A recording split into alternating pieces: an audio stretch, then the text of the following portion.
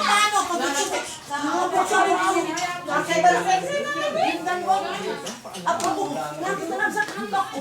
Sabi nga ni Gidan, sabi nga namin namin ang nanay eh. Sabi ko kung kayo kaya dito, yaw dito. Akala namin pupuntahan pa kayo, kaya gayon. Napakaraming sakyan ba? Napakaraming sakyan.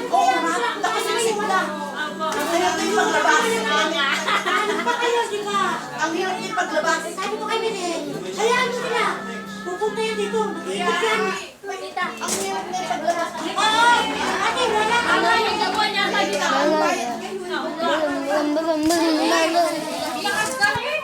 Hoy, kuha ng kanin. Kanin. Ay, paano natin? Lakad na. Ano ka naman?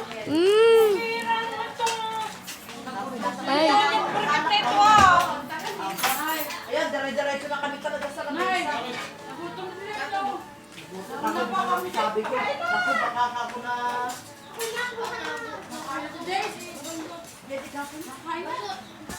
Mm.